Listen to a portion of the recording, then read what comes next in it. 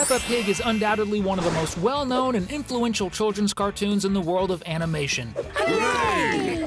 But have you noticed how Peppa went from being a naughty and selfish little pig to becoming someone kind and sweet? Let's understand how this happened with the pink pig, and how she went from being a bad influence to becoming a good example. Peppa and George. In the very first episode of Peppa's show, we can notice that the pink pig has a bit of a double-sided behavior, so to speak. This is because, in this episode, Peppa's mom teaches her that if she's going to play in the mud, she should wear appropriate boots. And she ends up passing the same teaching to George, her younger brother, in a somewhat affectionate way. The problem is that a few minutes later, we see the little pig preventing George from jumping into a puddle, and she jumps in and splashes a lot of mud on her younger brother. I must check if it's safe for you. Good, it is safe for you. But then she lets him also play in the mud puddle. This shows that from the beginning of the animated series, we would see both the good and not so good sides of the protagonist. Another time Peppa was extremely cruel was when she unceremoniously kicked George and Richard out of the treehouse that Grandpa Pig made for the children to play together. Or when she suspected that her younger brother wasn't really sick but was pretending to be ill. Besides that, she was quite annoyed by the piglet's cough, which was something he couldn't control since he wasn't pretending but was actually sick. But anyone who thinks the youngest child of the pig family is the only one Peppa constantly mistreats is wrong. Peppa and Susie. That's because even her own best friend, Susie Sheep, has suffered not once but several times from the pink pig's selfish and mean behavior. We have to remember that the character is just a 4-year-old girl, so many of the characteristics of children that age are present in the protagonist's behavior. For example, most children need to be taught and motivated to act without selfishness, sharing their toys with other children, for example. And in the case of some of them, like Peppa, they need to be taught that losing is also something that can happen to everyone, which makes it clear that this is one of the things the little pig had not yet learned in the episode where she accuses Susie, her best friend, of cheating, simply because she couldn't accept that the little sheep was luckier than her on that day of play.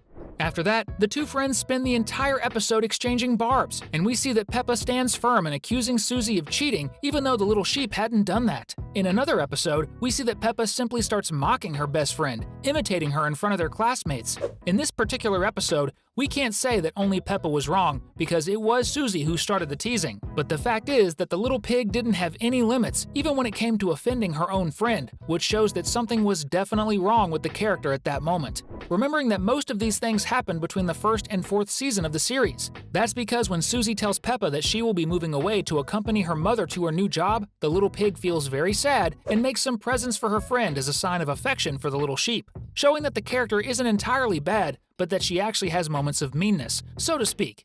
And you, what do you think of Peppa? Comment below if you think she is #good or #bad, so we can know which side of her wins. Peppa and Daddy Pig. Another frequent victim of Peppa's behavior is probably always her dad, or more precisely, his belly. If you've watched the Little Pig show, you know that whenever she gets a chance, she makes some nasty comment about Daddy Pig's belly size. And she does this regardless of who is around, be it family, friends, or even strangers. For example, in the episode where the whole pig family goes to the swimming pool, Peppa comments that Daddy Pig's belly is simply huge, and soon he won't be able to jump off the diving board. Cheer up, you two. You can watch me dive. Silly Daddy, your tummy is too big. Another time we see the little one mocking her dad happens in the episode where the whole family tries to enter the treehouse that Grandpa Pig built. Peppa then decides that the secret words to enter the house would be Daddy's big belly. We see that the character is visibly sad and upset and asks his daughter to change the words, but she refuses. So in a very humiliating way, he says the secret words just so everyone can laugh at the poor pig. Moreover, he finds out that because of his belly, he can't enter the house and has to enter through the roof. And if we look closely, Daddy Pig is probably the kindest and most patient character in the series. This is because he works as an architect and supports his family, ensuring they lack nothing. In addition, whenever possible, he is playing with his children and keeping his wife company at home, except on barbecue days. Despite all these qualities, we see that his eldest daughter's hobby seems to really be mocking her dad. Say the secret words, Daddy. Can I have different secret words, please? No. Peppa redeems herself. In the special episode that is part of one of the series' movies, called Peppa Pig Golden Boots, we see something unprecedented happening. The little pig cried for the first time in her own show. Whatever's the matter, Peppa? I've lost my boots. This is because it was much more common to see characters crying because of things Peppa did or said than the other way around.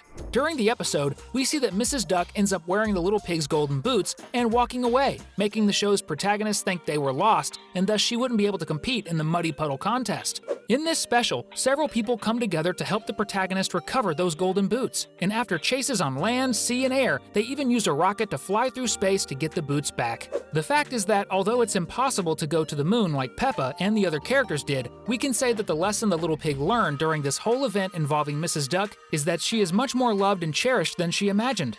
This might have touched the character deeply, and she realized that from that moment on, she could also become a better person than she had been up to that point. Probably that's why, after the release of this movie, the episodes of the show started to show a much kinder and friendlier version of the protagonist with all her old colleagues, friends, and family, and also with the new ones who appeared at various times throughout the series, as is the case that we will talk about in more detail soon. And before we talk about some proof that Peppa Pig has really become a much better person, if you haven't subscribed yet, do it now on our channel so you don't miss our upcoming videos. Peppa is a good person. Most of the cases where Peppa was mean that we talked about so far happened in seasons 1, 2, 3, and 4 of the series, and especially after the Golden Boots episode, we noticed that our protagonist's behavior improved a lot, and she became a much better and more pleasant person. One example of a kinder version of Peppa happens in the episode where she meets her new classmate Mandy Mouse. In this episode of the 6th season, Peppa warmly welcomes her new friend and praises her drawing of an airplane.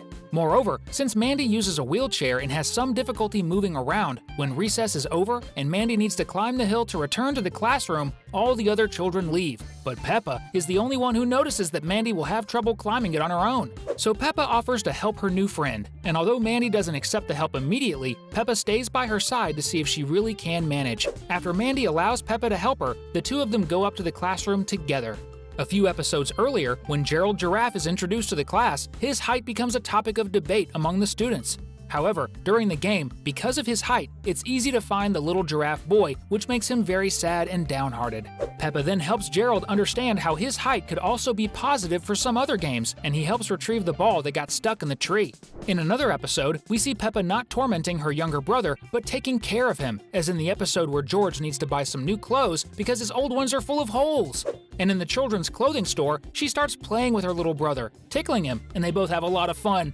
All this shows how, from the 5th season of the series, we see a completely different version of Peppa, showing that the character started to become someone much more fun and pleasant. Despite what many might think, time keeps passing in Peppa Pig, and if we consider that each episode is roughly equivalent to a day in the characters' lives, we can conclude that since the show has a little over 300 episodes, everything we watch takes place over nearly a year in the lives of Peppa and her friends and family. And this may seem like a short time, but it's enough to make someone more mature and learn from their own mistakes, which seems to be exactly the case with Peppa. Thus, she has become a better person and a much more inspiring character for the audience watching her. I don't know about you, but I think Peppa is indeed a good little pig who learned from her own mistakes. And to make sure you don't miss out, we've left 2 incredible videos for you to check out and keep having fun with us, if you want. Just choose the one you prefer and click on it. See you in the next video. Thanks!